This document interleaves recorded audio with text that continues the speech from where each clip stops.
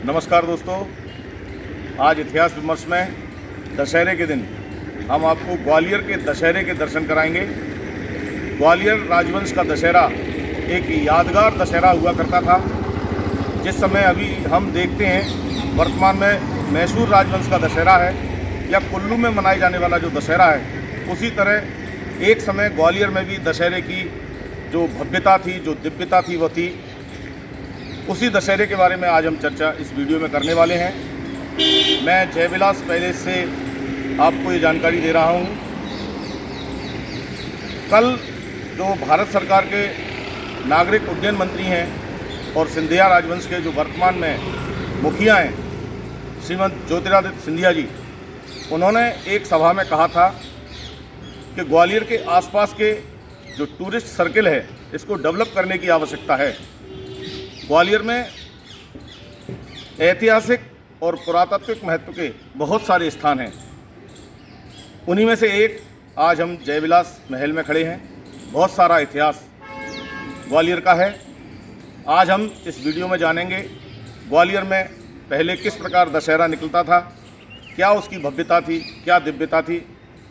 आपसे निवेदन यही है कि आप इस वीडियो को पूरा देखें और बने रहें इतिहास विमर्श पर। भारतीय राजवंशों के वैभवशाली इतिहास में ग्वालियर के सिंधिया राजवंश का एक महत्वपूर्ण और विशिष्ट स्थान रहा है।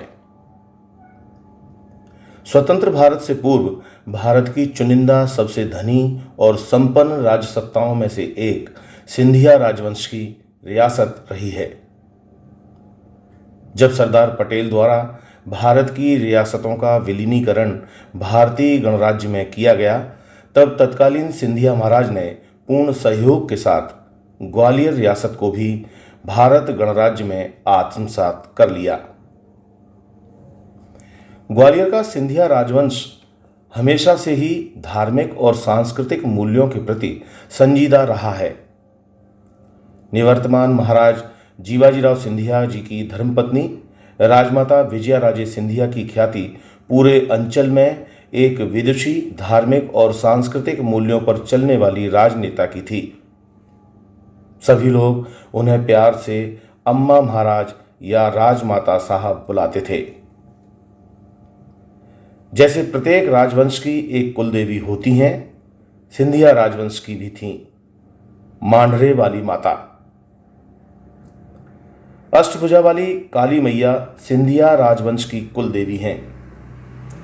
प्रत्येक नवीन कार्य से पूर्व सिंधिया राज परिवार के लोग मांढरे वाली माता के चरणों में मत्था टेकने हमेशा जाते रहे हैं। मंदिर स्थापत्य की दृष्टि से विशिष्ट है। मंदिर में विराजमान अष्टभुजा स्वरूपा देवी महिषासुर मर्दिनी मां महाकाली की प्रतिमा अद्भुत है। मंदिर व जयविलास महल का मुख आमने सामने है। जयविलास से एक बड़ी दूरबीन के माध्यम से माता के दर्शन प्रतिदिन सिंधिया शासक करते थे। इस मंदिर का निर्माण महाराजा जीवाजीराव सिंधिया की फौज के कर्नल आनंद राव मांढरे के कहने पर तत्कालीन सिंधिया महाराज ने करवाया था। सिंधिया राजवंश के शासक दौलत राव ने सर्वप्रथम मांढरे की माता वाली टेकरी पर अपना पड़ाव डाला था, जहां से सिंधिया महाराज द्वारा अपनी राजधानी के लिए उपयुक्त स्थान की खोज प्रारंभ हुई। ये वही स्थान है जहां वर्षों से सिंधिया राजवंश के लोग दशहरे के अवसर पर शमी पूजन के लिए जाते रहे हैं। यह क्रम वर्तमान में भी जारी है। अब इस राजवंश के वर्तमान मुखिया और भारत सरकार के नागरिक उड्डयन मंत्री ज्योतिरादित्य सिंधिया अपने कुल की परंपराओं का निर्वहन पूर्ण निष्ठा और आदर भाव से कर रहे हैं। दशहरे पर शमी वृक्ष के पूजन की परंपरा लगभग 200 वर्ष से अधिक पुरानी है। दोस्तों, यूं तो देश में मैसूर और कुल्लू के दशहरे की ख्याति है। मैसूर के अलावा राजस्थान के कुछ राजवंशों में भी दशहरे का त्योहार धूमधाम से मनाया जाता है। आज हम बात करेंगे ग्वालियर राज परिवार के दशहरा समारोह की। सिंधिया राजवंश का दशहरा समारोह किसी समय उतना ही वैभवशाली और आकर्षक हुआ करता था जितना मैसूर या कुल्लू का दशहरा। लेकिन समय के साथ साथ सत्ता की उदासीनता ने इस महत्वपूर्ण समारोह की गौरवशाली ऐतिहासिक परंपरा से हमें वंचित कर दिया। जहां मैसूर का दशहरा कर्नाटक के पर्यटन उद्योग का एक महत्वपूर्ण पार्ट है, वहीं ग्वालियर का दशहरा समारोह आज मात्र औपचारिक बनकर रह गया है। ग्वालियर के दशहरा समारोह में तत्कालीन सिंधिया शासक देव दर्शन के लिए जयविलास पैलेस से निकलकर अपने पूरे लाव लश्कर और सरदारों के साथ गोरखी के लिए निकलते थे। सिंधिया महाराजा 16 घोड़ों से सुसज्जित बग्घी पर सवार होते थे। उनके साथ कुछ चुने हुए सरदार होते थे। साथ में हाथी घोड़ों पर सवार सेना नायक, सरदार और अन्य प्रतिष्ठित लोग भी रहते थे। एक पूरी बड़ी पैदल सेना के साथ पूरा लश्कर एक साथ चलता था, जो अपनी छटा बिखेरता हुआ चलता था। जयविलास से निकलकर यह पूरी शोभा यात्रा राजपायगा रोड से होती हुई महाराज बाड़े पर पहुंचती थी। गोरखी में देव पूजन के बाद वहां सिंधिया शासक के समक्ष सेना अपने साहस और शौर्य का प्रदर्शन करती थी। लौटते वक्त यह पूरा जत्था दौलतगंज पाटनकर बाजार होते हुए जयेंद्रगंज से नदीगेट के रास्ते पुनः जयविलास पहुंचता था। वहां दरबार हॉल में महाराजा सिंधिया अपने सरदारों, अर्दलियों, विद्वानों, विशिष्ट कार्य करने वाले कलाकारों आदि को उपहार देते थे। बाद में शाम को हाथियों के बेड़े के साथ महाराजा सिंधिया जयविलास से राजपायगा रोड होते हुए मांडरे की माता स्थित दशहरा मैदान में शमी पूजन के लिए निकलते थे।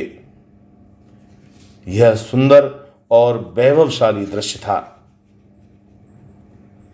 शमी पूजन के लिए जाते वक्त महाराजा सिंधिया स्वयं हाथी के हौद पर सवार होते थे। उनके आगे बैठा महावत चमर ढुलाता था और पीछे बैठा सेवक छतरी लगाकर बैठता था। साथ में सुसज्जित हाथियों का एक पूरा टोला होता था। लोग सड़कों के किनारे और मकानों की छत पर खड़े होकर पूरे आयोजन का आनंद उठाते थे। साथ ही साथ अपने राजा पर पुष्प वर्षा भी करते थे। इस वीडियो में हमने देखा कि सिंधिया राजवंश का जो दशहरा था वो कितना भव्य होता था, कितना दिव्य होता था। इस वीडियो को हमने इसलिए इतिहास विमर्श पर आप सबके साथ साझा किया जिससे ग्वालियर के दशहरे के संदर्भ में आप लोगों को जानकारी मिले। जैसा कि वीडियो के प्रारंभ में हमने चर्चा की थी, कुल्लू और मैसूर का जो दशहरा है भारत में वो सबसे ज़्यादा प्रसिद्ध है। दूर देश विदेश के लोग वहाँ आते हैं देखने के लिए। ग्वालियर का दशहरा भी इसी प्रकार भव्य और दिव्य हुआ करता था। समय के थपेड़ों ने यह सब सीमित कर दिया। मैं जिस स्थान पर खड़ा हूँ ये वह स्थान है जहाँ सिंधिया राजवंश के जो मुखिया हैं वर्तमान में ज्योतिरादित्य सिंधिया जी, वो यहाँ शाम को शमी पूजन करेंगे इसी शमी वृक्ष के ऊपर। प्रत्येक दशहरे पर शाम के समय शाही सवारी के साथ दशहरा पूजन करने के लिए सिंधिया राजवंश के महाराजा आया करते थे। वर्तमान में इस परंपरा को निभा रहे हैं जो वर्तमान में सिंधिया राजवंश के मुखिया हैं। ग्राउंड जीरो से मैं आपको ये रिपोर्ट दे रहा हूँ। किसी समय ये जो शमी का वृक्ष है ये बहुत विशाल हुआ करता था। आज ये छोटा वृक्ष है, पुराना वृक्ष नष्ट हुआ। इस वृक्ष की पूजा करते समय ऐसा माना जाता है कि जब राजा अपनी तलवार से इस वृक्ष की पत्तियों पे तलवार लगाया करते थे तो जो पत्तियां नीचे झड़ती थी उन्हें सोने का प्रतीक मानकर लोग उसे लूटा करते थे। और बाद में महाराजा अपने दरबार में जाके सभी लोगों को उनके लिए कुछ ना कुछ उपहार दिया करते थे।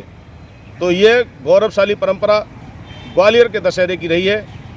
इतिहास विमर्श में आज के लिए इतना ही।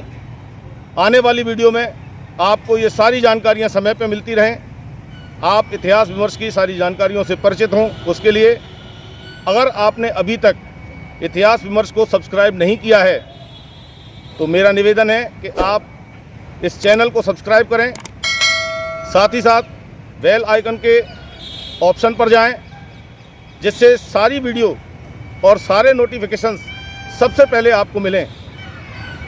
तो आज के लिए इतना ही। जय हिंद,